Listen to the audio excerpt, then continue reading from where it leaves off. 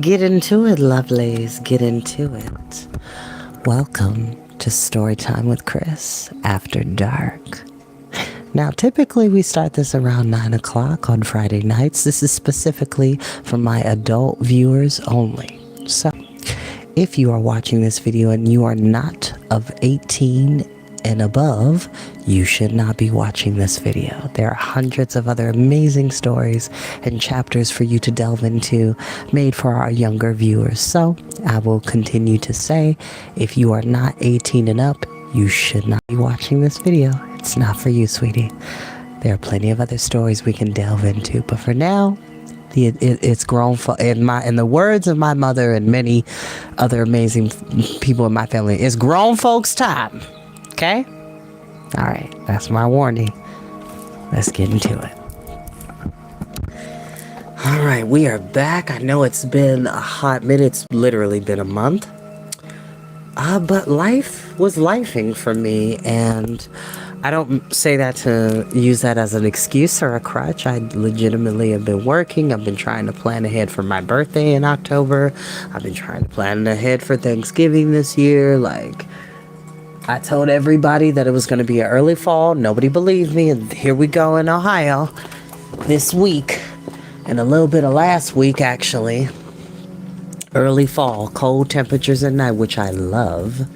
And the fact that I don't have to turn on my air conditioner unless it's super hot outside is a blessing. So I am fully receptive to that. Now we're back. And the last time we were here, we just found out that Dr. Dillamond, our GOAT professor of Shiz University, has been murdered. Everybody's been very, very hush-hush about the situation. Nobody knows who did it, why they did it, when they did it, for what reason. We don't know, at least yet.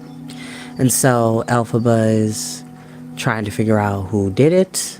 Bach is trying to comfort her. Glinda is notably distraught. Galinda, who has now changed her name to Glinda out of solidarity for his death, for the way he used to mess up her name. So yeah, we're about to get into this mystery as to what is going on and who potentially the culprit is. Let's see. We're still in Gilligan. Okay, so we could... Actually, that's a great stopping point. Right on the beginning of part 3. Yep.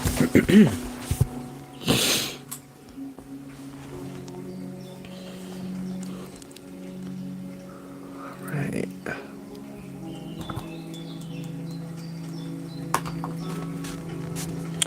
Four. Perhaps every accidental cluster of people has a short period of grace in between the initial shyness and prejudice on the one hand and eventual repugnance and betrayal on the other. For Bach, it seemed that his summer obsession with the then Galinda made sense if only to usher in this following more mature comfort with the circle of friends who had begun to feel inevitably and permanently connected. The boys still weren't allowed access to Crage Hall, nor the girls to the boys' schools, but the city center area of Shiz became an extension of the parlors and lecture halls in which they were allowed to mingle. On a midweek afternoon, on a weekend morning, they would meet by the canal with a bottle of wine, or in a cafe or student watering hole, or they would walk about and discuss the fine points of Shiz architecture, or they would laugh about the excesses of their teachers. Bach and Averick, Elphaba and Nessa Rose, with Nanny, Glinda, and sometimes Fenna and Shinshin and Milla, and sometimes Croup and Tibbet.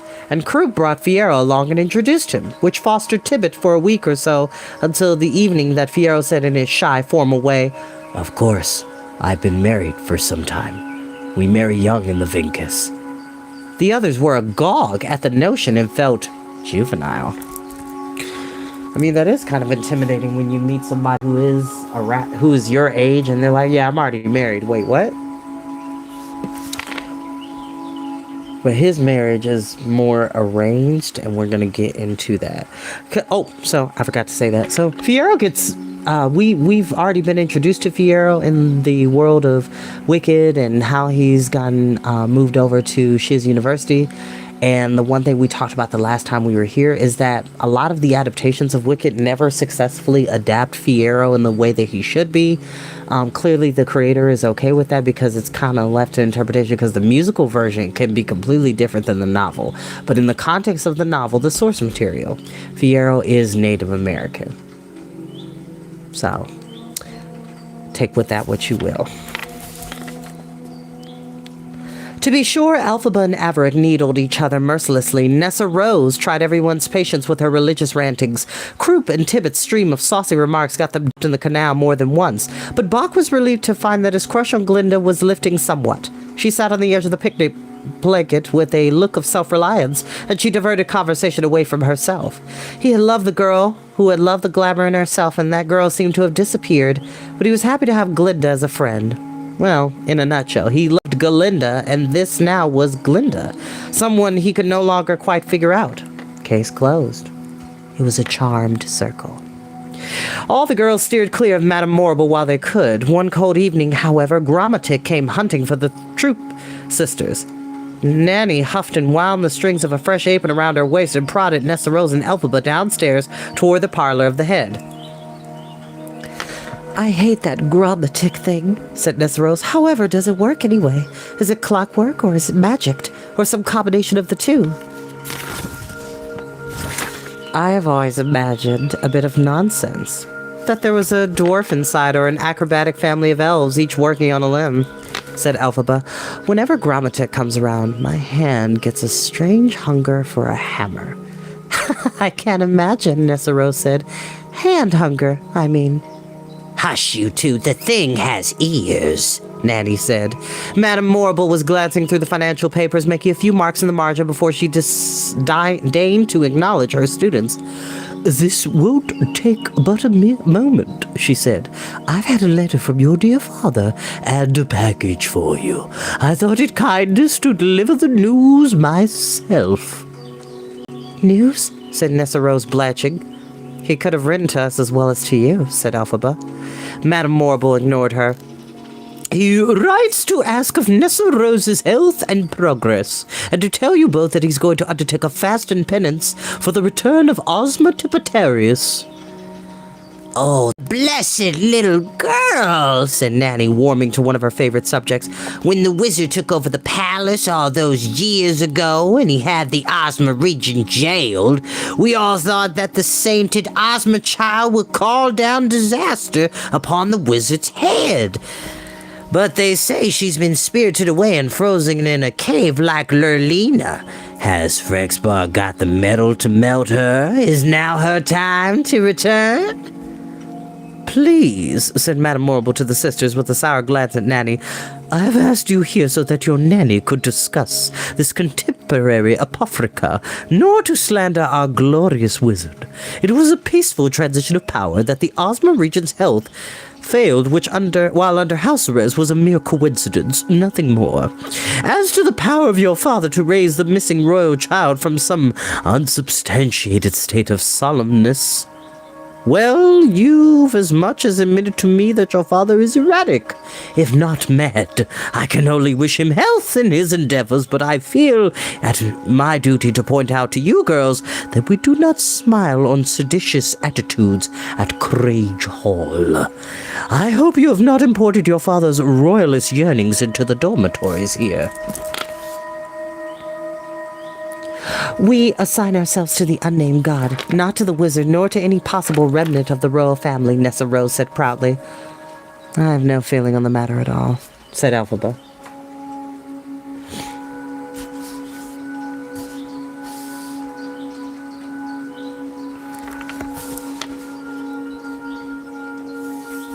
Except that father loves lost causes. Very well, said the head, as it should be. Now I have a package for you. She handed it to Elphaba, but added, it is for Nessa Rose, I think.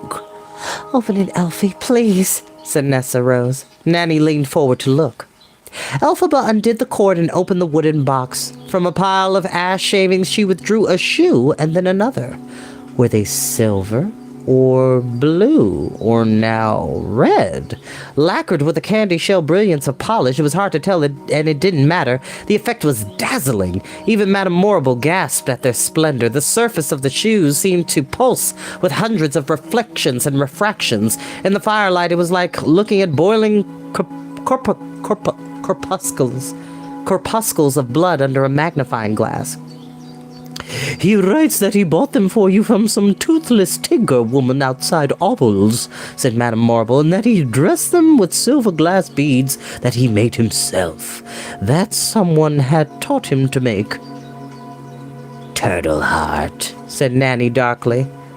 "And," Madame Morrible flipped the letter over, squinting, "he says he'd hoped to give you something special before you left for university, but that in certain circumstances of Clutch's sickness, blah, blah, he was unprepared. So now he sends them to his Nessa Rose to keep her beautiful feet warm and dry and beautiful, and he sends them with his love." Elphaba drove her fingers through the curlicues of shavings. There was nothing else in the box. Nothing for her. "Aren't they gorgeous?" Nessa Rose exclaimed. "Elfie, fix them on my feet, would you please? Oh, how they sparkle." Elphaba went on her knees before her sister.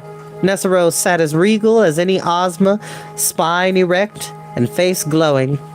Elphaba lifted her sister's feet and slipped off the common house slippers and replaced them with the dazzling shoes. "How thoughtful he is," said Nessa Rose. "Good thing you can stand on your own 2 feet, you," muttered Nanny to Elphaba, and put her old hand patronizingly on Elphaba's shoulder blades. But Elphaba shrugged it away. "They're just gorgeous," said Elphaba thickly. "Nessa Rose, they're made for you. They fit like a dream." "Oh, Elfie, don't be cross," Nessa Rose said, looking down at her feet. "Don't ruin my small happiness with resentment, will you? He knows you don't need this kind of thing." "Of course not," said Elphaba. "Of course not. Of course I don't." That evening, the friends risked breaking curfew by ordering another bottle of wine. Natty tutted and fretted, but as she kept downing her portion as neatly as anyone else, she was overruled. Fiyero told the story of how he'd been married at the age of 7 to a girl from a neighboring tribe. They all gawped at this apparent lack of shame. He'd only seen his bride once by accident when they were both about 9.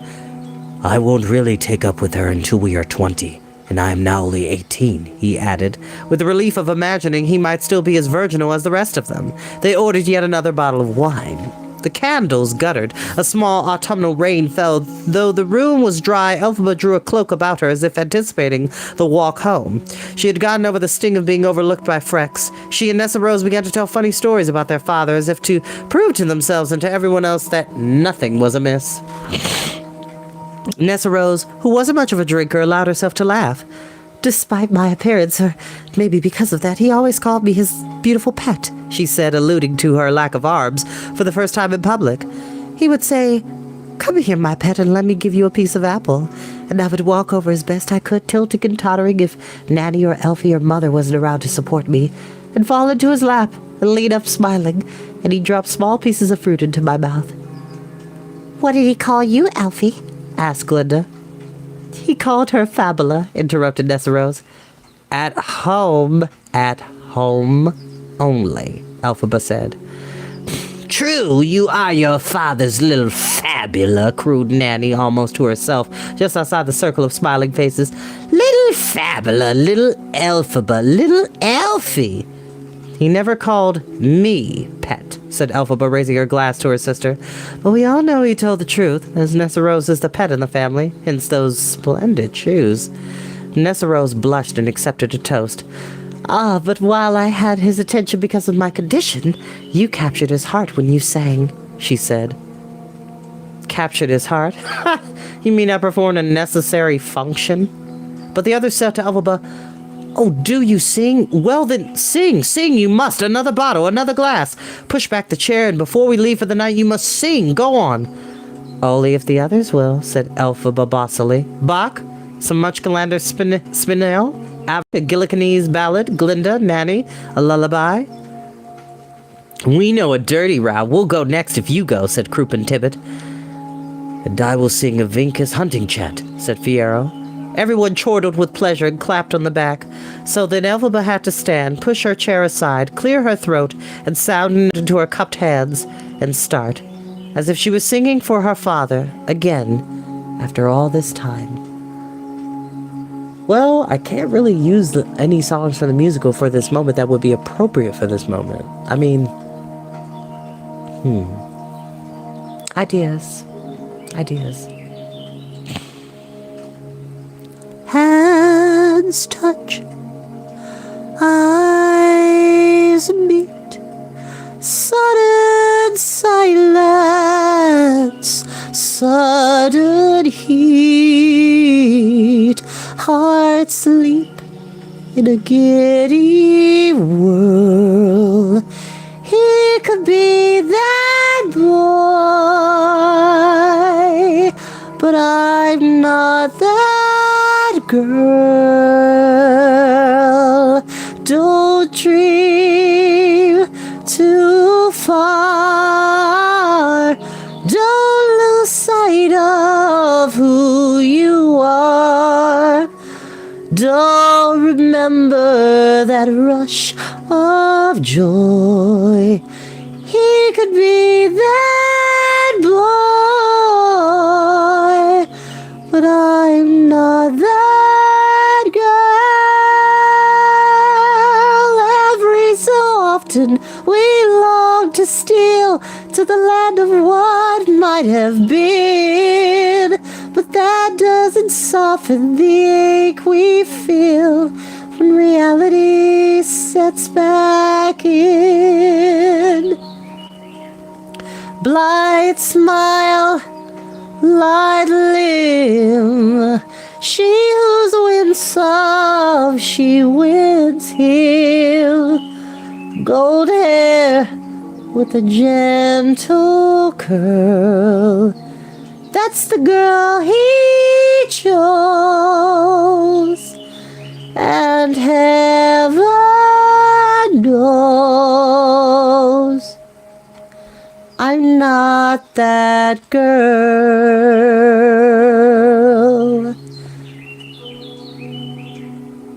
Don't wish, don't start. Wishing only wounds the heart. I wasn't born for the rose and pearls. There's a girl I know, he loves her so. I'm not that girl.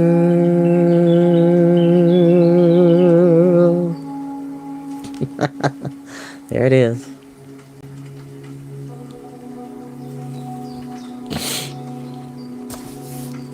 The bar mother slapped her rag at some noisy old men to shush them, and the dart players dropped their hands to their sides. The room quieted down. Elfie made up a little song on the spot, a song of longing and otherness. As faraway and future days, strangers closed their eyes to listen. Bach did too. Elphaba had an okay voice. He saw the imaginary place she conjured up, a land where injustice and common cruelty and despotic rule and the beggaring fist of drought didn't work together to hold everyone by the neck. No. He wasn't giving her credit. Elphaba had a good voice. It was controlled and feeling, and not histrionic. He listened through to the end, and the song faded into the hush of respectable pub. Later, he thought, the melody faded like a rainbow after a storm, or like winds calming down at last, and what was left was calm and possibility and relief. You're next, you promised, cried Elphaba, pointing at Fiyero, but nobody would sing again because she had done so well. Nessa Rose nodded to Nanny to wipe a tear from the corner of her eye. Elphaba says she's not religious, but see how feelingly she sings of the afterlife, said Nessa Rose, and for once, no one was inclined to argue.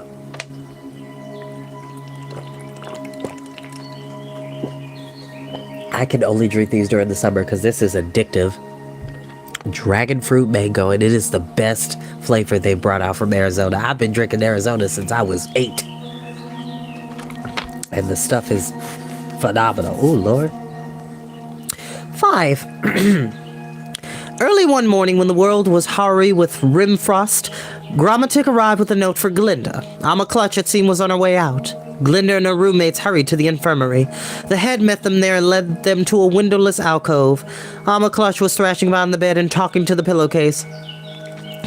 "Don't put up with me," she was saying wildly, "for what will I ever do for you?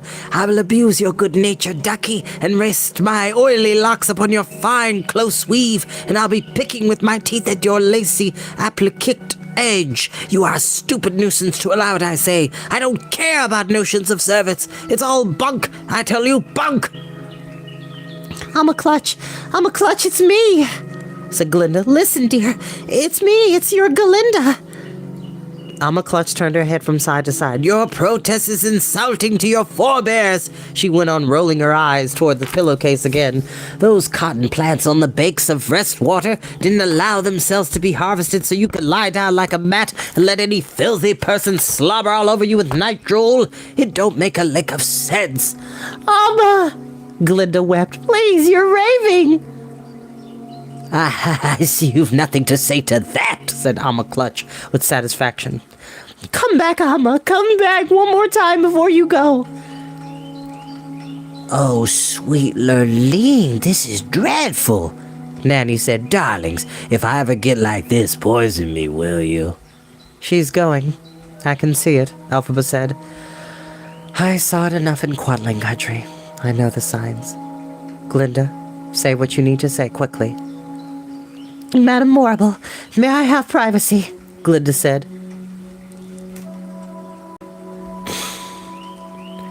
"I will stay by your side and support you. It's my duty to my girls," said the head, settling her ham-like hands determinedly on her waist. But Elphaba and Nanny got up and elbowed her out of the alcove, down the hall and through the door, and closed it and locked it. Nanny clucked all the while, saying, "Now, isn't that nice of you, Madam Head, but no need at all." Glinda gripped Amma Clutch's hand. Beads of white sweat were foaming like potato water on the servant's forehead. She struggled to pull her hand away, but her strength was going. "Amma Clutch, you're dying, and it's my fault," Glinda said. "Oh, stop," Elphaba said. "It is," Glinda said fiercely. "It is." "I'm not arguing that," said Elphaba. "I just mean cut yourself out of the conversation. This is her death, not your interview with the unnamed god. Come on, do something." Glinda grabbed the hands, both hands even tighter. "I'm going to magic you back," she said between gritted teeth. "Amma Clutch, you do as I say. I am still your employer, and you're better, and you have to obey me. Now listen to the spell and behave yourself." The Amma's teeth gnashed, the eyes rolled, and chin twisted knobbily, as if trying to impale some invisible demon in the air above her bed. Glinda's eyes shut and her jaw worked, and a thread of sound syllables, incoherent even to herself, came spooling out from her blanched lips. "Hope you don't explode her like a sandwich," muttered Elphaba. Glinda ignored this. She hummed and worked. She worked and panted. And Amma Clutch's eyelids moved so frantically over the closed eyes that it looked as if her eye sockets were chewing her own eyes. "Magicordium sensus ovinda clens," Glinda concluded out loud. "And if that doesn't do it, I'd give up.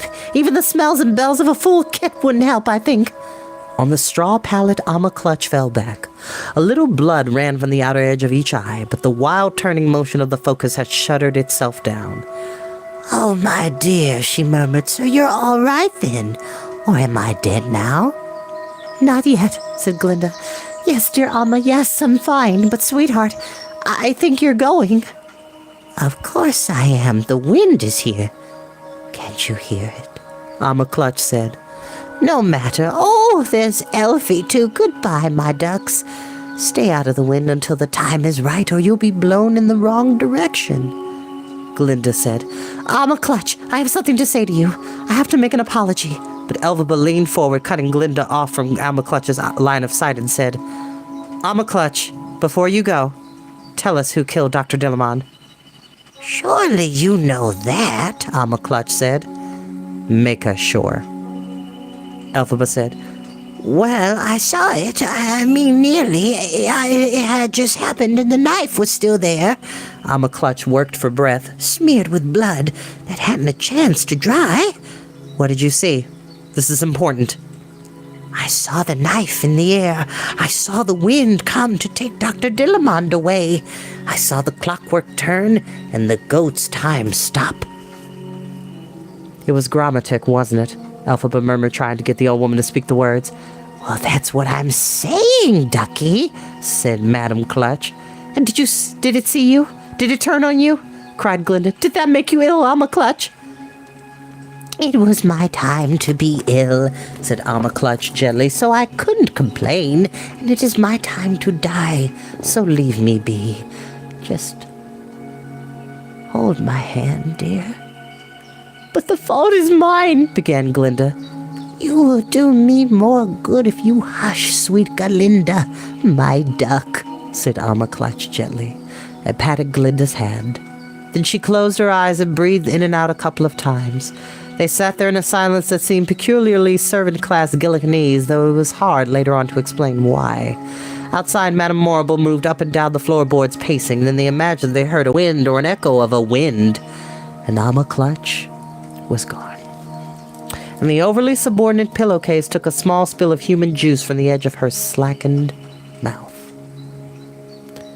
Rest in peace, Alma Clutch. Chapter 6. The funeral was missed, a love, her, and shove her affair. Glinda's close friends attended, filling 2 pews, and in the second tier of the chapel, a flock of Almas made a professional coterie. The rest of the chapel was empty. After the corpse and its winding sheet slid along the oiled chute to the furnace, the mourners and colleagues retired to Madame Morrible's private parlor, where she proved to have sanctioned no expense in the refreshments. The tea was ancient stock, stale as sawdust. The biscuits were hard, and there was no saffron cream or tamorna marmalade. Glinda said reprovingly to the head, Not even a small bowl of cream? And Madame Morrible answered, My girl, I tried to protect my charges from the worst of the food shortages by judicious shopping and by going without myself, but I am not wholly responsible for your ignorance. If only people would obey the wizard absolutely, there would be abundance. Don't you realize that conditions verge on famine and cows are dying of starvation 200 miles from here? This makes saffron cream very dear in the market. Glinda began to move away, but Madame Morrible reached out a raft of cushiony, bulbous, bejeweled fingers. The touch made Glinda's blood run cold. I should like to see you and Miss Nissa Rose and Miss Elphaba, said the head. After the guests leave, please wait behind. We're nabbed for a lecture, whispered Glinda to the Throp sisters. We have to be yelled at. Not a single word about what Alma Clutch said, or that she came back, said Elphaba urgently. Got that, Nessa? Nanny? They all nodded. Bach and Averick, making their goodbyes, said the group was reconvening at the pub in the Regent's Parade. The girls agreed to meet them there after their interview with the head. They would manage a more modest memorial service for Alma Clutch at the Peach and Kidneys. When the small crowd had dispersed, only Grammatic clearing away the cups and crumbs, Madame Morrible herself banked up the fire, a gesture of chumminess lost on no one, and sent Grammatic away. Later, Thingy, she said, later. Go lubricate yourself in some closet somewhere. Grammatic wheeled away with, if it was possible, an offended air. Elphaba had to repress an urge to kick it with the tip of her stout black walking boot. You too, Nanny, Madame Morrible said, a little break from your labors. Oh, no, Nanny said. Nanny doesn't leave her Nessa. Yes, Nanny does. Her sister is perfectly capable of caring for her, said the head. Aren't you Miss Elphaba, the very soul of charity? Elphaba opened her mouth. The word soul always provoked her. Glinda knew, but closed it again. She made a wincing nod toward the door. Without a word, Nanny got up to leave, but before the door closed behind her, Nanny said, It's not my place to complain, but really, no cream at a funeral? Help, said Madame Morrible when the door closed. But Glinda wasn't sure if this was a criticism of servants or a bid for sympathy. The head rallied herself by arranging her skirts in the vents and braids of her smart parlor jacket. In orangey copper sequins, she looked like a huge upholstered, upended goldfish goddess. However did she get to be head, Glinda wondered. Now that Clutch has gone to ash, we must move bravely on, Madame Morrible began. My girls, may I first ask you to recount the sad story of her last words? It is essential therapy in your recovery from grief. The girls didn't look at one another. Glinda, in this situation, the spokesperson took a breath and said, "Oh, she spewed nonsense to the last." "No surprise, the dotted old thing," said Madame Morrible, "but what nonsense?" "We couldn't make it out," said Glinda. "I had wondered if she talked about the death of the goat," Glinda said. "Oh, the goat? Well, I could hardly tell. I suspected that in her deranged condition she might return to that critical moment. The dying often try to make sense at the last possible moment of the puzzles of their lives. Useless effort, of course. The goat's body, the blood, and Grommatic." "Oh," said Glinda faintly. The sisters beside her were careful not to stir.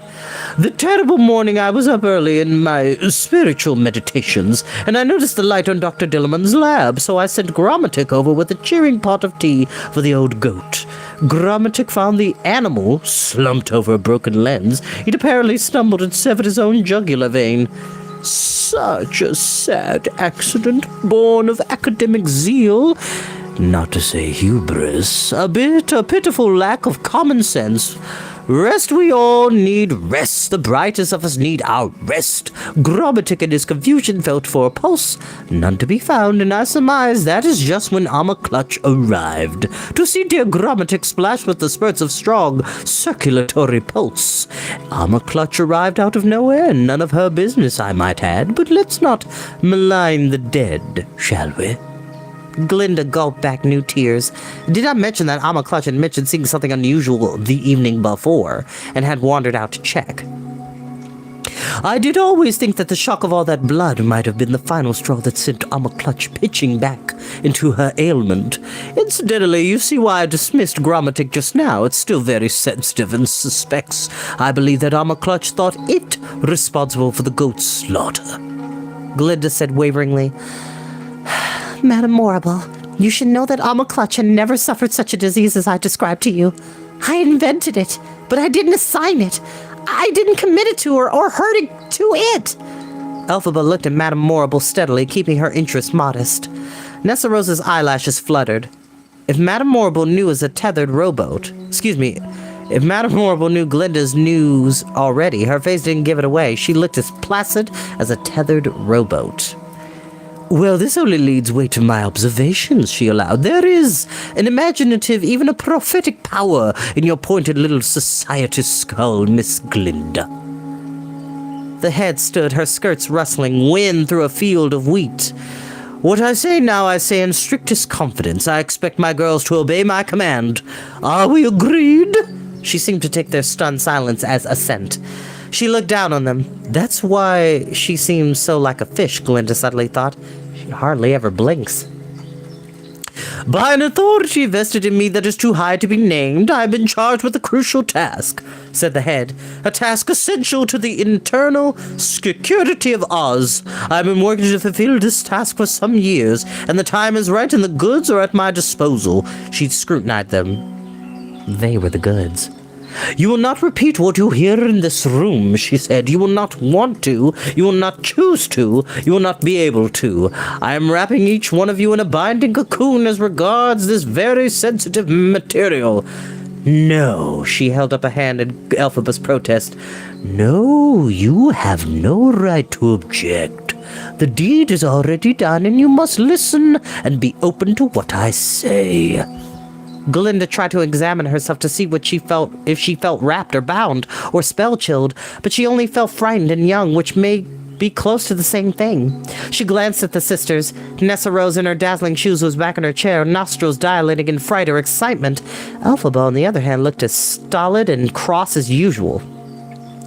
"You live in a little womb here, a tight little nest, girl with girl. Oh, I know you have your silly boys on the edge, forgettable things. Good for one thing only, and not even reliable at that. But I digress. I must say that you know little or nothing of the state of the nation today.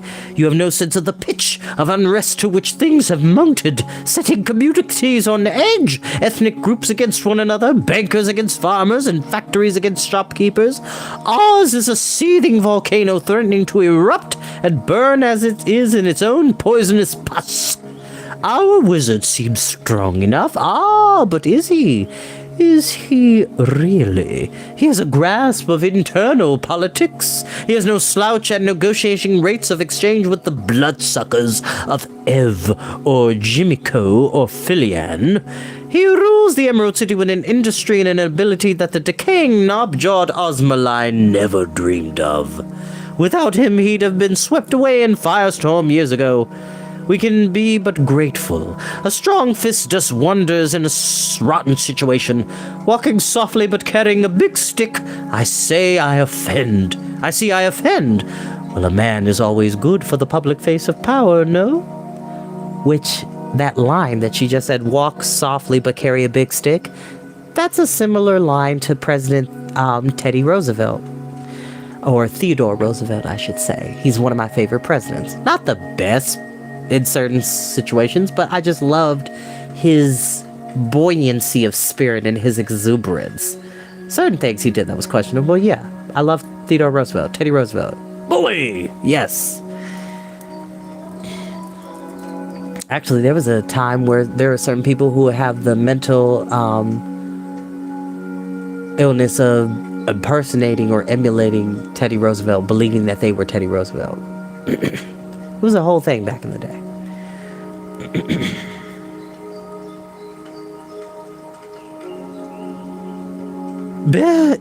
Yes, but things are not always as they seem, and it has been clear for some time that the wizard's bag of tricks would not do forever.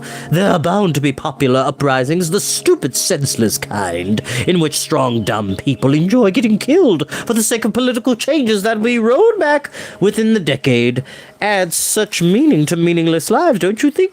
One can't imagine any other reason for it. At any rate, the wizard needs some agents. He requires a few generals in the long run, some people with managing skills, some people with gumption.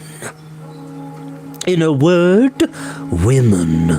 I have called you 3 girls in here. You are not women yet, but the moment is closing in on you faster than you might think. Despite my opinion as to your behavior, I have had to single you out. There is more in each of you than meets the eye. Miss Nessa Rose, being the newest, you are the most hidden to me, but once you've outgrown that fetching habit of faith, you will display a ferocious authority. Your bodily disorder is of no significance here. Miss Elphaba, you are an isolate, and even in my biding spell you sit there stewing in scorn of every word I say. This is evidence of great internal power and force of will. Something I deeply respect, even when marshaled against me. You have shown no sign of interest in sorcery, and I don't claim you have any natural aptitude, but your splendid lone wolf spit and spirit can be harnessed. Oh, yes, it can. And you needn't live a life of unfulfilled rage. And Miss Glinda, you've surprised yourself with the talents and sorcery you possess. I knew you would. I had hoped your inclinations might rub off on Miss Elphaba, but that they haven't is only firmer proof of Miss Elphaba's iron character. I see in your eyes you all question my methods. You think somewhat wildly did horrible Morrible cause that nail to pierce my armor clutch's foot, making me have to room with Elphaba? Did she come and have armor clutch to come downstairs and find the dead goat, the better to get her out of the way and require Nanny and thus Nessa Rose to show up on the scene? How flattering that you even imagine I have such power. The head paused and came near to blushing, which in her was something like the separating of cream on a flame set too high. I am a handmaiden at the service of superiors, she continued, and my special talent is to encourage talent. In my own small way, I have been called to a vocation of education, and here I make my little contribution to history. None to be specific, I want you to consider your futures.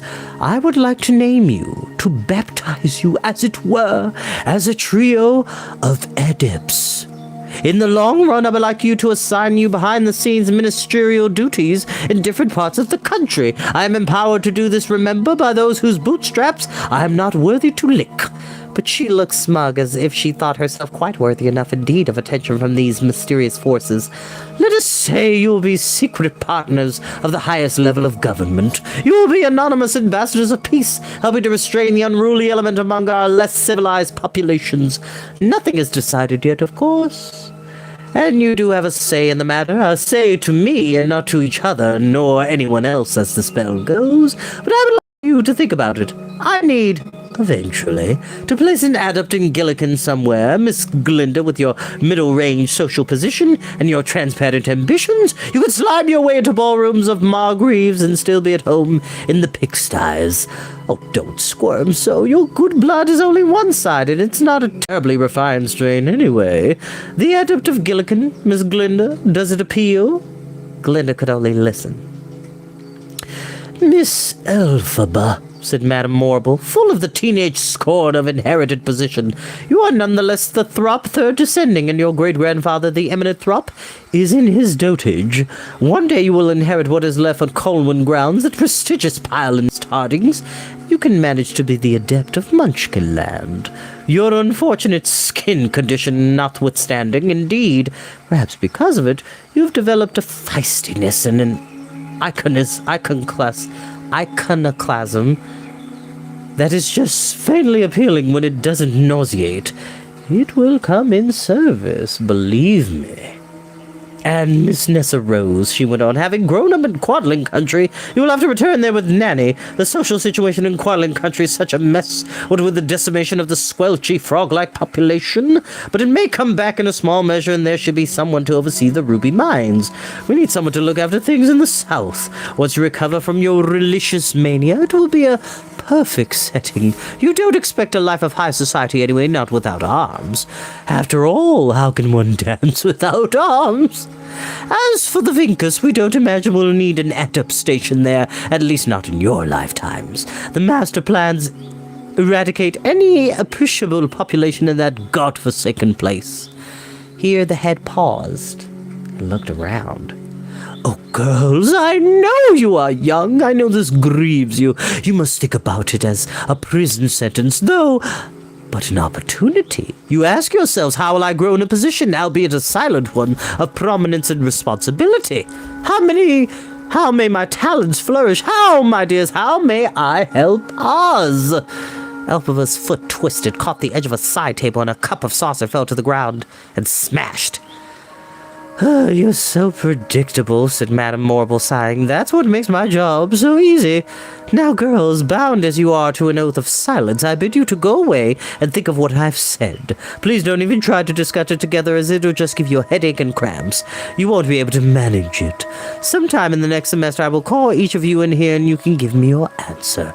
And if you should choose not to help your country in its hour of need, she clasped her hands in a parody of despair.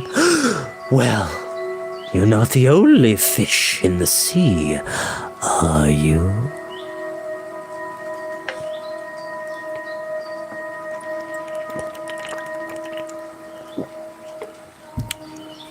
So keep in mind, Madame Morble set this up to where she knew their future. Like, y'all have all three of these women, Nessa Rose, Elphaba, even Glinda, they all have magical potential and power. And for her to be able to sense that and be able to be like, you know what? We need to put y'all in positions to where we can basically have puppets puppeteering other puppets. That's basically what it is.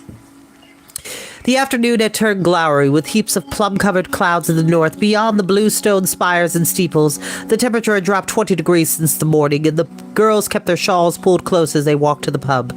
Nanny, shivering in the dirty wind, cried, "And what did that old busybody have to say that I couldn't be allowed to hear?"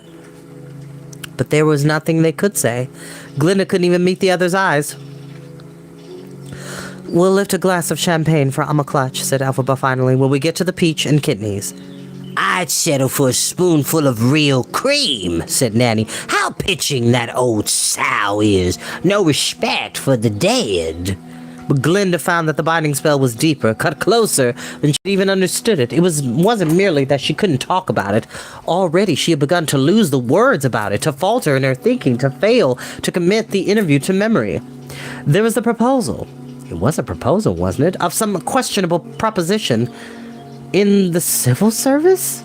Doing some ballroom dancing, which didn't make sense. Some laughing, a glass of champagne, a handsome man taking off his bun and pressing his starch cuffs against her neck, nibbling the teardrop-shaped rubies at her ears. Talk softly, but carry a big stick? Or was it not a proposal, but a prophecy? A little friendly encouragement about the future. And she had been alone. The others hadn't been listening. Madame Morrible had spoken directly to her. A lovely testimony to Glinda's potential. The chance to rise, walk softly, but marry a big prick. A man draping his evening tie on a bedstead and rolling his diamond studs, nudging them with his nose down the docility of her superior neck. It was a dream. Madame Morrible couldn't have said it. She must be dazed with grief. Poor Amma Clutch. It had only been a quiet word of condolence from the dear and self-effacing head, who found it hard to speak in public. But a man's tongue between her legs, a spoonful of saffron cream. Nessero said, "Catch her! I can! And she sagged against Nanny's bosom. And Glinda swooned at the same moment. Elphaba thrust out strong arms and scooped Glinda in mid-collapse. Glinda didn't really lose consciousness, but the uncomfortable physical nearness of hawk-faced Elphaba after that undesired act of desire made her want to shiver with revulsion, to purr at the same time. "Steady on, girl. Not here," said Elphaba. "Resist, come on." Resist was just what Glinda didn't want to do, but after that, in the shadow of an apple cart on the edge of the market where merchants were selling the last fish of the day, cheap, well, this was hardly the place. Tough skin," said Elphaba, appearing to pull words from the back of her throat. "Come on, Glinda. You've got better brains. Come on. I love you too much. Snap out of it, you idiot." "Well said," she said as Elphaba dumped her on a heap of moldy packing straw. "No need to be so romantic about it." But she felt better, as if a wave of illness had just passed. "You girls, I tell you, the faints. It comes from those tight shoes," said Nanny, huffing and loosening Nessarose's glamorous footwear. "Sensible folk wear leather or wood." She massaged Nessarose's insteps for a minute, and Nessarose moaned and arched her back, but began in a few moments to breathe more normally. "Welcome back to Oz," said Nanny after a while. "What goodies were you all snagging on in there with the head?" "Come on, they're waiting," said Elphaba. "No sense dawdling. Anyway, I'm afraid it might rain." At the Peach and Kidneys, the rest of the gang had commandeered a table in an alcove several steps above the main floor. They were well into their cups at the point in the afternoon, and it was clear tears had been shed. Averick sat slouched against the brick wall of the student den, one arm slung around Fiyero and his legs stretched out in Shin-Chin's lap. Bach and Croup were arguing about something, anything, and Tibbet was singing in an interminable song to Fene, who looked as if she wanted to drive a dart into the thick of his thigh. "Ah, the ladies," slurred Averick, made as if to rise. They sang and chattered and ordered sandwiches, and Averick plucked down an embarrassment of coins to demand a slaver of saffron cream in Amma Clutch's memory. Money did wonders, and the cream was found in the larder, which gave Glinda an uneasy feeling, though she didn't know why. They spooned the airy mounds into one another's mouths, sculpted with it, mixed it in their champagne, threw it in small goblets at one another, until the manager came over and told them to get the hell out. They compiled, grumbling. They didn't know it was the last time they would all be together. Or they might have lingered. They didn't know. That's the magic of school, because you never know when it will end, the magic of that feeling of camaraderie. A brisk rain had come and gone, but the streets were still noisy with runoff, and the lamplight glistened and danced in the silvery black curvets of water caught among the cobbles. Imagine the possible brigand in the shadows, or the hungry wanderer lurking nearby. They stood close together. "I've got an idea," said Averick, putting one foot this way and the other, as if he were as flexible as a man of straw. "Who's man enough for the philosophy club tonight?" "Oh, no, you don't," said Nanny, who hadn't had that much to drink. "I want to go," whined Nessarose, swaying more than usual. "You don't even know what it is," said Bach, giggling and hiccuping. "I don't care. I don't want to leave tonight," Nessarose said. "We have one another, and I don't want to be lives out, and I don't want to go home. Hush, Nessa. Hush, hush, my pretty, said Elphaba. That's not the place for you, or me either. Come on, we're going home. Glinda, come on. I have no Alma now, said wide-eyed Glinda, stabbing a finger toward Elphaba. I am my own agent, and I want to go to the Philosophy Club and see if it's true. The rest can do what they want, but we're going home, said Elphaba. Glinda veered over toward Elphaba, who was homing in on a very uncertain-looking Bach. Now, Bach, you don't want to go to that disgusting place, do you? Elphaba was saying. Come on, don't let the boys make you do something you don't want. You don't know me, he said, appearing to address the hitching post. Elfie, how do you know what I want? Unless I found out, Come with us, said Fiyero to Elphaba, please, if we ask you politely. I want to go too, whined Glinda. Oh, come, Glinny Dinny, said Bach. Maybe they'll pick us, for old time's sake as never was.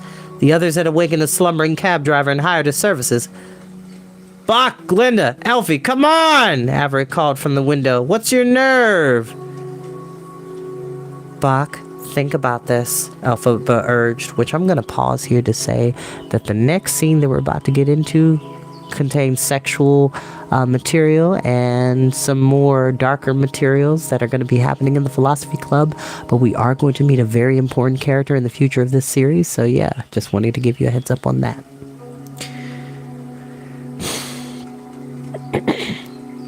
I always think, I never feel, I never live, he moaned. Can't I live in a while? Just once, just because I'm short? I'm not an infant, Elfie. Not till now, said Elphaba. Rather smarmy tonight, thought Glinda, and wrenched, herself away to climb into the cab. But Elphaba grabbed her by the elbow and pivoted her around. You can't, she whispered. We're going to the Emerald City. I'm going to the Philosophy Club with my friends tonight, hissed Elphaba. You little idiot, we have no time to waste on sex. Nanny had led Nessa Rose away already, and the cabbie clucked his reins, and the equipage lumbered away. Glinda stumbled and said, What did you think you were just about to say? I already said it, and I'm not saying it again, said Elphaba. My dear, you and I are going back to Craig Hall tonight, only to pack a valise. Then we're away. But the gates will be locked. It's over the garden wall, said Elphaba, and we're going to see the wizard. Come what may, and hell to pay.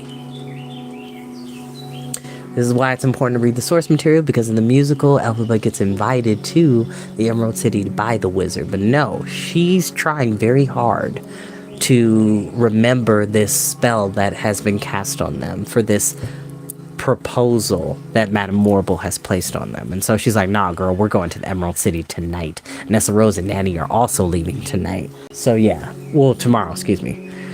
Chapter 7. Here it comes. Bach could not believe he was heading to the Philosophy Club at last. He hoped he wouldn't vomit at a crucial moment. He hoped he would remember the whole thing tomorrow, or at least some kernel of it, despite the headache forming vengefully in the hollows at his temples. The place was discreet. Though it was the best dive in Shiz, it hid behind a facade of paneled-up windows. A couple of apes roamed the street in front, bouncing troublemakers ahead of time. Averick counted the party carefully as they fell for the cab. Shin, Kroop, me, Bach, Tibbet, Fiyero, and Fene. 7. Boy, how do we all fit in the cab? Could hardly fit us, I think.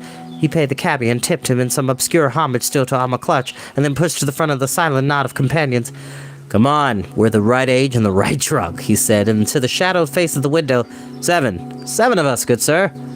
The face came forward to the glass and leered at him.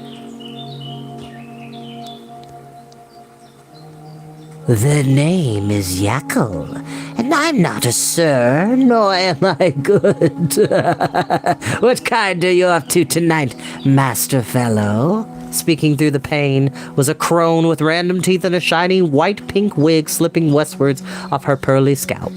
Kind, said Averick, then more bravely, any kind. I mean the tickets, sweetbread, strutting and strumming on the sprung floor, or struppeting in the old wine cellars. The works, said Averick. You understand house rules, the locked doors, the if you pay, you play policy. Give us 7 and hurry up about it, we're not fools. You never are fools, said the beastly woman. Well, here you are then, and come what may, or who may. She affected a stance of virtue like a painting of a unionist virgin saint. Enter and be saved.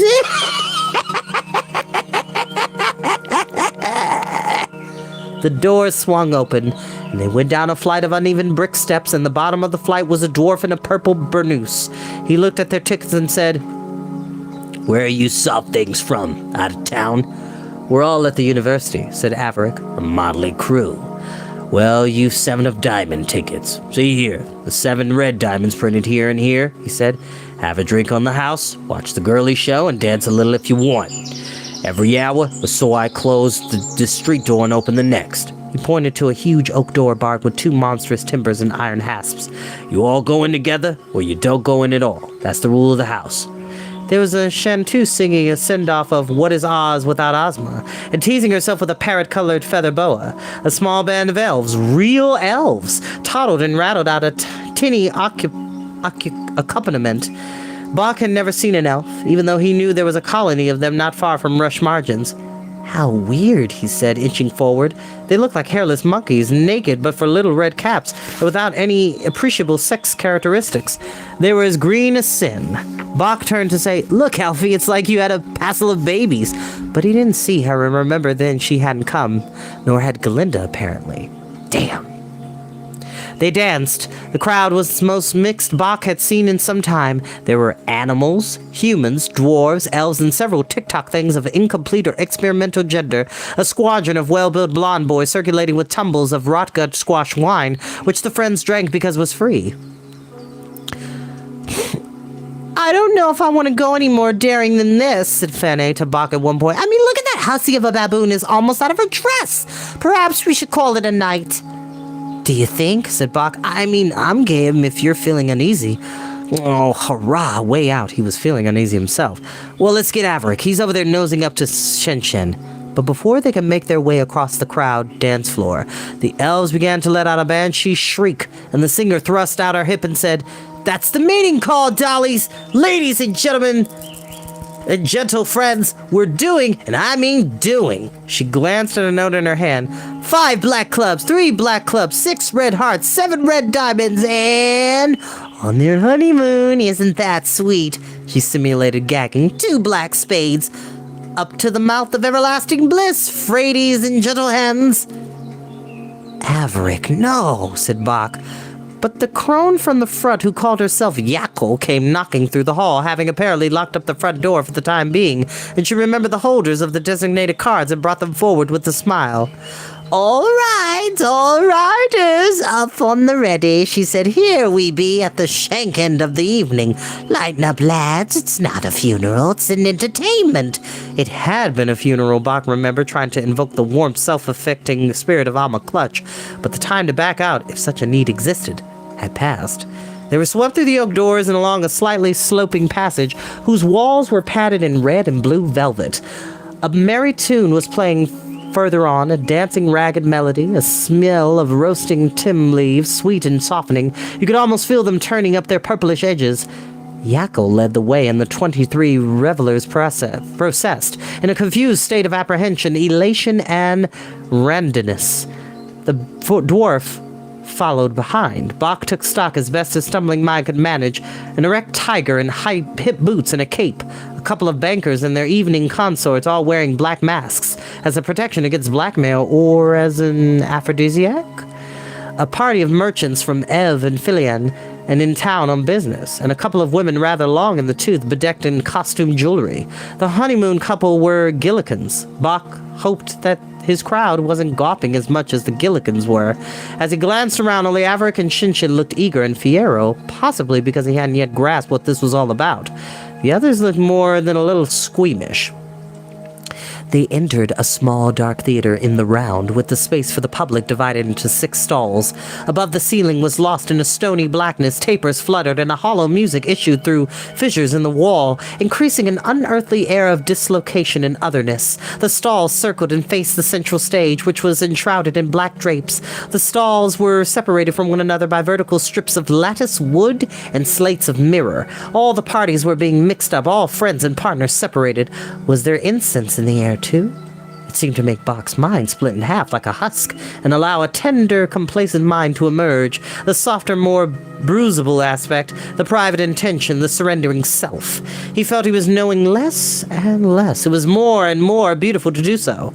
Why had he been alarmed? He was sitting on a stool, and around him in the stall sat, almost preternaturally near, a man in a black mask, an asp he hadn't noticed before, the tiger, whose breath ran hot and meaty on his neck. A beautiful schoolgirl, or was that the bride on her honeymoon?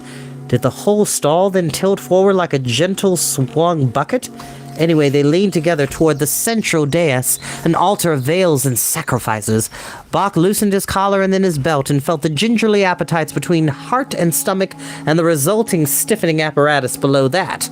The music of pipes and whistles was slowing, or was it that, as he watched and waited and breathed so slowly, that the secret area inside himself uncloaked itself, where nothing mattered? The dwarf in a darker hood now appeared on the stage. He could see from his vantage point into all the stalls, but the revelers in separate stalls couldn't see one another. The dwarf leaned and reached a hand there, welcoming, beckoning. He encouraged from one stall the figure of a woman, from another a man, or was it Tibbet? And from the stall where Bach sat, he gestured to the tiger. Bach felt only faintly sorry not to be chosen himself as he watched the dwarf pass a smoking vial beneath the nostrils of the 3 acolytes and helped them to remove their clothes. There were shackles and a tray of scented oils and amulets and a chest whose contents were still in shadow. The dwarf bound black blindfolds around the heads of the scholars. The tiger was pacing on all fours and growling softly, tossing his head back and forth in distress or excitement. Tibbet, for it was he, though nearly out of consciousness, was made to lie on his back on the floor of the stage.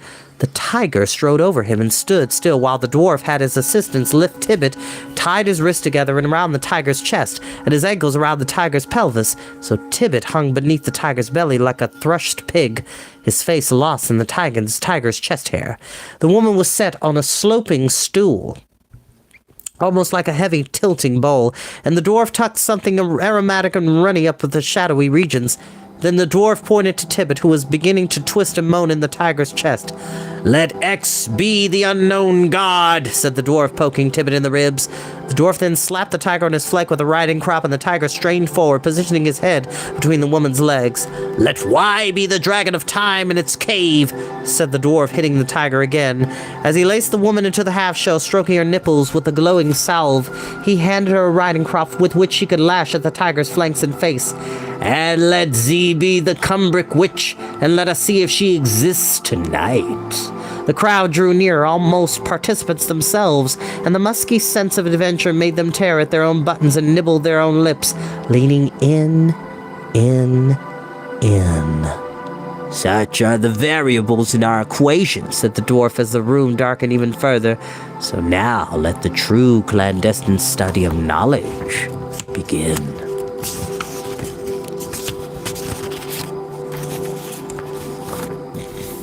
Chapter 8. The industrialists of Shiz, from an early stage wary of the growing power of the wizard, had elected not to lay down the rail line from Shiz to the Emerald City as originally planned. Because labor unions do exist. Shout out to the unionists. Therefore, it was a good 3 days' journey from Shiz to the Emerald City. And this was in the best of weather, for the wealthy who could pay for a constant change of horses. For Glinda and Elphaba, it took more than a week.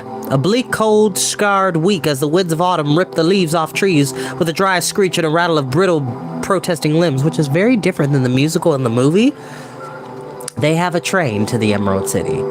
But this is a point in the story, in the original story, where they were like, nah, we're protesting and we're not going to build that. So everybody has to either get a horse or a magic carpet or a broom or some other means of conveyance.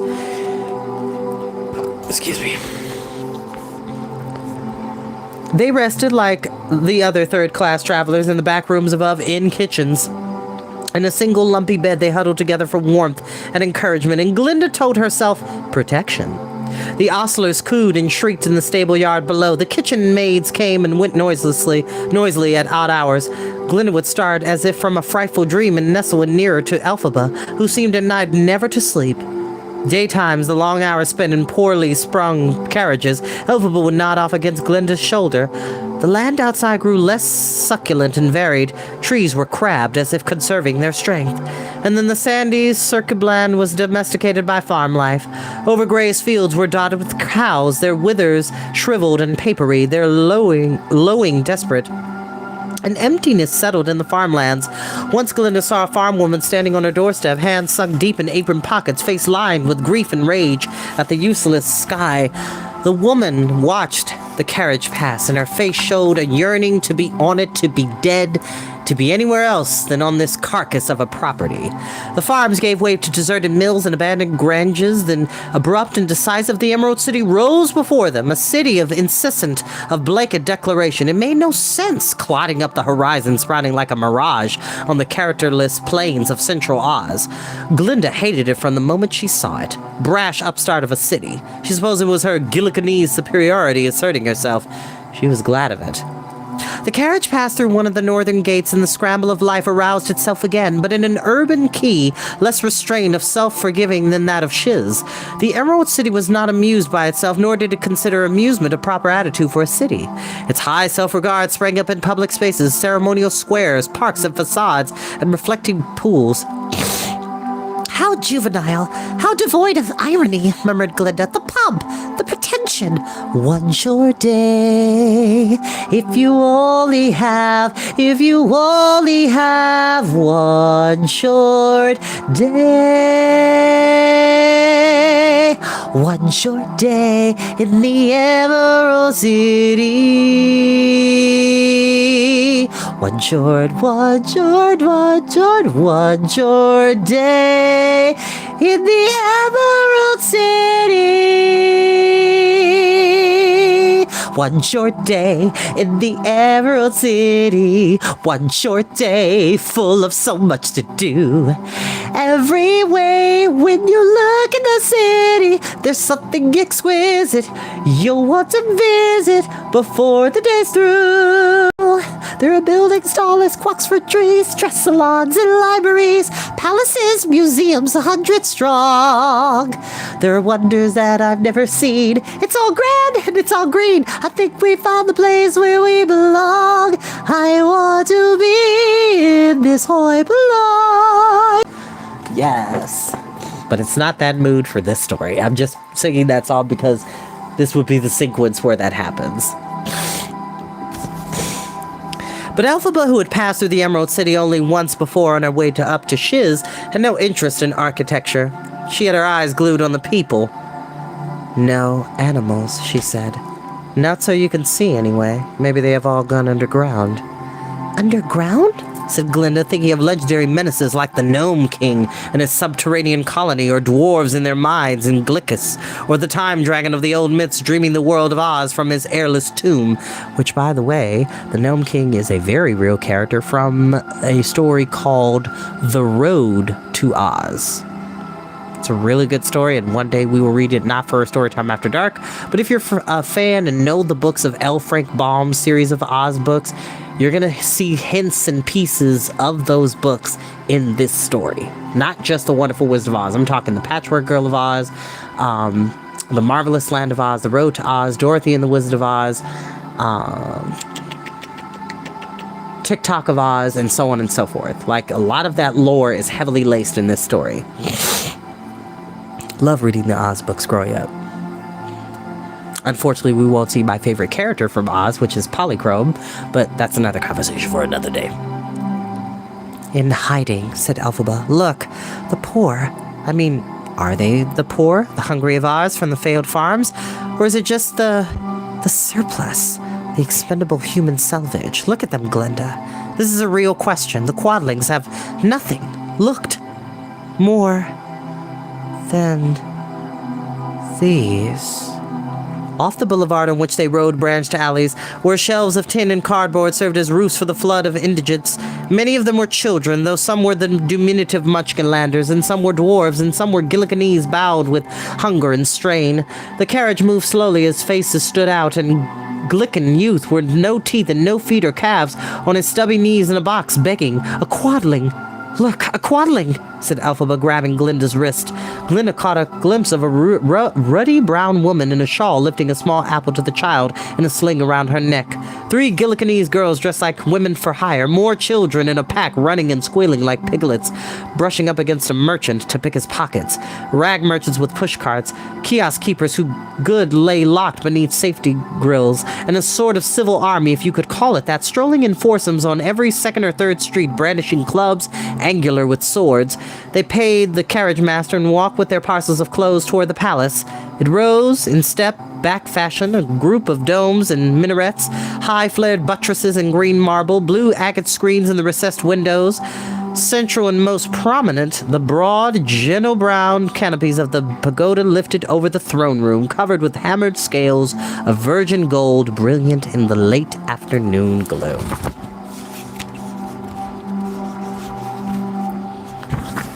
5 days later, they had made it past the gatekeeper, the receptionist, and the social secretary.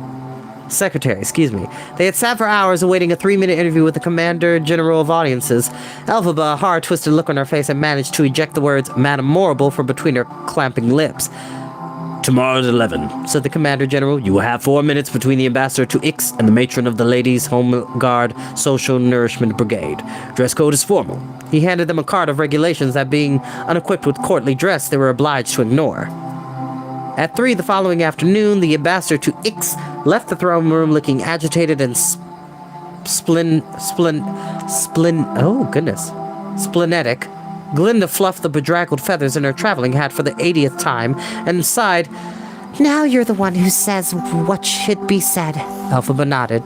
To Glinda, she looked tired, terrified, but strong, as if her form were knitted with iron and whiskey instead of bones and blood. The Commander General of Audiences appeared in the doorway of the waiting salon. "You have 4 minutes," he said. "Do not approach until you are bade to do so. Do not speak until you are addressed. Do not venture a remark unless it is to answer a comment or question. You may refer to the wizard as Your Highness." This sounds pretty regal to me. I thought that royalty had been... But Glinda elbowed Elphaba to make her shut up. Really, Elphaba had no common sense sometimes. They hadn't come so far just to be turned away because of adolescent radicalism. The Commander General took no notice as they approached a set of tall double doors carved with sigils and other occult hieroglyphs. The Commander General mentioned, "The wizard is not in a good humor today due to the reports of a riot in the Ugba district in the north of Winky Country. I should be prepared for what I find were I you." 2 stoical doormen opened the doors then, and they passed through. But the throne did not lie before them. Instead, the antechamber led left, and through an archway there was another, but on a shifting axis to the right, and another beyond that, and another. It was like looking through a reflection of a corridor in mirrors set opposite each other. It veered inward, or, thought Glinda, like processing through the narrowing, deviating chambers of a nautilus. They made a circuit through 8 or 10 salons, each slightly smaller than the other, each steeped in a curdled light that fell from lead panels above. At last, the antechambers concluded an archway into a cavernous circular hall, higher than it was wide, and dark as a chapel. Antique wrought iron stands held ziggurats of molded beeswax burned with a multitude of wicks, and the air was closed and slightly flowery. The wizard was absent, though they saw the throne and the circular dais, inset emeralds gleaming dully in the candlelight. "He stepped out to use the toilet?" said Elphaba. "Well, we'll wait." They stood in the archway, not daring to venture farther without invitation. "If we only have 4 minutes, I hope this doesn't count," she said Glinda. "I mean, it took us 2 minutes just to get from there to here." "At this point," said Elphaba, and then, "Shh." Glinda, shh. She didn't think she heard anything. Then she wasn't sure. But there was no change that she could identify in the gloom, but Elphaba looked like a pointer on alert. Her chin was out, her nose high and nostrils flared, her dark eyes squinting and widening. "What?" said Glinda. "What?" The sound of... Glinda heard no sounds. Unless it was the hot air lifting from the flames into the chilly shadows between dark rafters, or was it the rustle of silk robes? Was the wizard approaching? She looked this way and that. No, there was a rustle. a sort of hiss of bacon rashers in a skillet. The candle flames suddenly all genuflected, obstinate to a sour wind that beat from the area of the throne. Then the dais was pelted with thick drops of rain, and a shudder of homegrown thunder blatted out more dropped kitchen kettles than timpani. On the throne was a skeleton of dancing lights. At first, Glinda thought lightning, but then she realized it was luminescent bones hitched together to suggest something vaguely human, or at least mammalian. The rib cage flexed open like a two-fretted hands, and a voice spoke in the storm, not from the skull, but from the dark eye of the storm, where the heart of the lightning creature should be, in the tabernacle of the rib cage. I am Oz, the great and terrible, It said, and shook the room with its related weather. Who are you? Glinda glanced at Elphaba. Go on, Elfie. She said, nudging her, but Elphaba looked terrified. Well, of course, the rain. She had that thing about rainstorms. Who are you? Bellowed the thing, the Wizard of Oz, whatever. Elfie!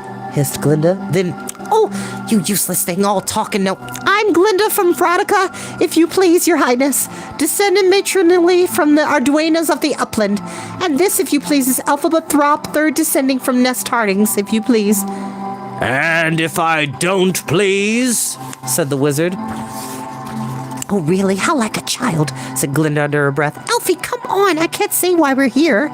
But the banal comment of the wizard seemed to snap Elphaba out of her terror. Staring where she was at the edge of the room, gripping Glinda's hand for support, Elphaba said, "We're students of Madame Morrible at Crage Hall in Chiz, your highness, and we're in possession of some vital information." We are, said Glinda. Thanks for telling me. The small rain seemed to let up a bit, though the room stayed dark as an eclipse. Madame Morrible, that paragon of paradoxes, said the wizard. Vital information from her, I wonder? Excuse me. No, said Elphaba. That is, it is not for us to interpret what we hear. Gossip is unreliable, but... Gossip is instructive, said the wizard. It tells which way the wind is blowing. The wind then blew in the direction of the girls, and Elphaba danced back to avoid being spattered. Go ahead, girls. Gossip. No, said Elphaba. We're here on more important business. Elfie, said Glinda, do you want us to get thrown in prison? Who are you to decide what is important business? Roared the wizard. I keep my eyes open, said Elphaba. You didn't call us here to ask for our gossip. We came with our own agenda. How do you know I didn't call you here? Well, they didn't know, especially after whatever it was had happened to them at tea with Madame Morrible. Scale down, Elfie, whispered Glinda. You're making him mad. So what? Elphaba said. I'm mad. She spoke up again. I have news of the murder of a great scientist and great thinker, your highness. I have news of important discoveries that he was making and their suppression. I have every interest in the pursuit of justice, and I know you do too, so that the amazing revelations of Dr. Dillamon will help you to reverse your recent judgments on the rights of animals. Dr. Dillamon, said the wizard, is that all this is about? It is about an entire population of animals systemically deprived of their... I know of Dr. Dillamon and of his work, said the glowing bones of the wizard, snorting. Derivative, unauthenticated, spacious garbage. What you'd expect of an academic animal, predicated on shaky political notions, empiricism, quackery, tomfoolery, cant, rant, and rhetoric. Were you taken in perhaps by his enthusiasm, his animal passion? The skeleton danced a jig, or perhaps it was a twitch of disgust. I know of his interest and his findings. I know little of what you call his murder, and I care less. I am not a slave to emotions, Elphaba said sternly. She was pulling papers from her sleeve, where she had apparently rolled them up around her arm. This is not propaganda, your highness. This is a well-argued theory of consciousness inclination, is what he calls it, and you will be amazed to learn of his discoveries. No right-thinking ruler could afford to ignore the That you presume me to be right-thinking is touching, said the wizard. You may drop the things where you stand unless you prefer to approach. The lightning marionette grinned and stretched out its arms. My pet. Elphaba dropped the papers. Good, my lord, she said in a piercing, pretentious tone. I shall take you to be right thinking, for did I not, I should be obliged to join an army against you. Oh, hell, Elfie! Said Glinda then more loudly. She doesn't speak for the both of us, your highness. I'm an independent person here. Please, said Elphaba, at once hard and soft, proud and pleading. Glinda realized she had never before witnessed Elphaba wanting anything. Please, sir, the hardship of the animals is more than can be borne.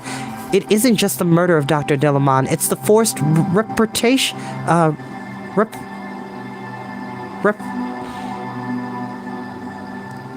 forced repatriation. This chattelizing. I am so sorry, I'm tripping on my words. I'm not used to this particular word, unfortunately. This chattelizing of free beasts, there we go. You must get out and see the sorrow. There is worry that the next step will be slaughter and cannibalism. This isn't merely youthful rage. Please, sir, this is not untrampled emotion. What's happening is immoral. I do not listen when anyone uses the word immoral, said the wizard. In the young, it is ridiculous. In the old, it is sensuous and reactionary and an early warning sign of apoplexy. In the Middle Age, who love and fear the idea of moral life the most, it is hypocritical. If not immoral, then what word can I use to imply wrong, said Elphaba. Try mysterious and then relax a little. The thing is, my green girlie, it is not for a girl or a student or a citizen to assess what is wrong. This is the job of leaders and why we exist. But then nothing would keep me from assassinating you. Did I not know what was wrong? Did I not know what wrong was? I don't believe in assassination. I don't even know what it means, Glinda called. Yoo-hoo! I'm gonna take my leave now, while I'm still alive. Wait, said the wizard. I have something to ask you.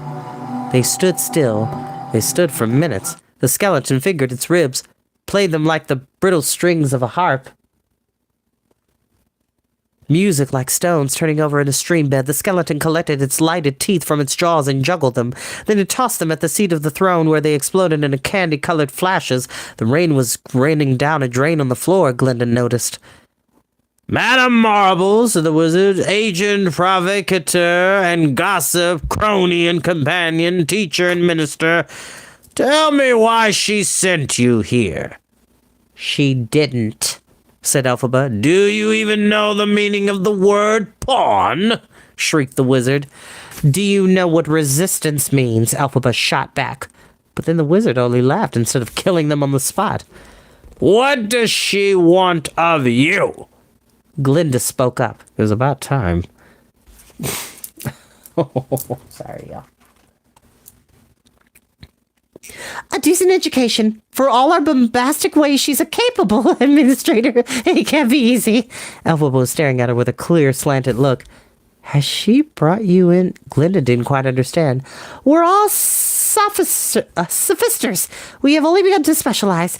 I in sorcery, Elphaba in life sciences. I see, the wizard seemed to consider. And after you graduate next year? I suppose I'll go back to Frodica and get married. And you? Elphaba didn't answer. The wizard turned itself around, broke off its femurs, and pounded the seat of the throne as if it were a kettle drum. Really, this is getting ridiculous. It's all pleasure, faith, showbiz, said Elphaba. She took a step or two forward. Excuse me, your highness, before our time is up. The wizard turned back. Its skull was on fire, a fire not quenched by the thickening curtain of rain. I shall say one last thing, the wizard ventured in a voice like a groan, a voice of one in pain. I shall quote from the Oziad, the hero tale of ancient Oz. The girls waited. The Wizard of Oz recited. Then hobbling like a glaciered, old Cumbria rubs the naked sky till it rains with blood. She tears the skin off the sun and eats it hot. She tucks the sickle moon in her patient purse. She bears it out a fully grown changeling stone. Shard by shard she rearranges the world. It looks the same, she says, but it is not. It looks as they expected, but it is not. Beware whom you serve, then he said the Wizard of Oz, and he was gone. and the gutters in the floor gurgled, and the candles went instantly out, and there was nothing for them to do but retrace their steps. He's a lot meaner in this book. He's a lot more callous and arrogant in this in comparison to the musical adaptation of this character. At the carriage, Glinda had settled in and made a little nest for them in the desirable forward-facing seat guarding Elphaba's place against 3 other passengers. My sister, she lied. I'm saving the seat for my sister. And how I have changed, she thought, in a year and some, from despising the colored girl to claiming we are blood. So university life does change you in ways you cannot expect. I may not be the only person in all the Pritha Hills ever to meet our wizard. Oh. Wait a minute. Okay. Interesting. So, the reason why I stopped is because the quotation mark stopped at a sentence. And this is her inner thought. Okay. And how I've changed, she thought, in a year and some, from despising the colored girl to claiming we are blood. So university life does change you in ways you cannot guess. I may be the only person in all the Pritha Hills ever to meet our wizard. Not on my own steam, not of my own initiative. Still, I was there. I did it. Well, not dead. But she didn't accomplish much. Then there was Elfie at last, barreling along the paving stones with her elbows jutting and her thin, bony torso swathed against the elements as usual in a cape. She came up through the crowd, batting at more refined passengers to get past, and Glinda shoved open the door. Thank heavens, I thought you'd be late, she said. The driver is eager to leave. Did you get a lunch for us? Elphaba tossed in her lap a couple of oranges, a hunk of unrepentant cheese, and a loaf of bread that filled the compartment with pungent staleness. This'll have to do to your stop this evening, she said. Me? Me? Said Glinda. What do you mean, me? Have you got something better to eat for yourself? Something worse, I expect, said Elphaba, but needs to be done. I've come to say goodbye. I'm not going back with you to Crage Hall. I'll find a place to study on my own. I'll not be part of Madame Morable's school again. No, said Glinda. I can't let you. Nanny will eat me alive. Nessa Rose will die. Madame Morable will... Elfie, no! Tell them I kidnapped you and made you come here. They'll believe that of me, said Elphaba. She stood on the mounting tread. A fat, glicken female dwarf, having caught the gist of the drama, shifted to the more comfortable seat next to Glinda. They needn't look for me, Glinda, for I'm not going to be findable. I'm going down. Down where? Back to Quadling Country? That would be telling, Elphaba said. But I won't lie to you, my dear. No need to lie. I don't know yet where I'm going. I haven't decided, so I wouldn't have to lie. Elphaba, get in this cab. Don't be a fool, Glinda cried. The driver was adjusting the reins and yelling at Elphaba to sod off. You'll be all right, Elphaba said. Now you're a seasoned traveler. This is just the return leg of a voyage you already know. She put her face against Glinda's and kissed her. Hold out if you can, she murmured, and kissed her again. Hold out, my sweet. The driver clucked the reins, pitched a cry to leave. Glinda craned her head to see Elphaba drift back into the crowds. For all her singularity of complexion, it was astounding how quickly she became camouflaged in the ragamuffin variety of street life in the Emerald City. Or maybe it was foolish tears blurring Glinda's vision. Elphaba hadn't cried, of course. Her head had turned away quickly as she stepped down, not to hide her tears, but to soften the fact of their absence. But the sting to Glinda was real. We are about to enter part 3, City of Emeralds, which is a bit of a time skip. We will be back here next Friday around 9 o'clock. Thank you all for joining me. And I love you. Have a good night. Bye-bye.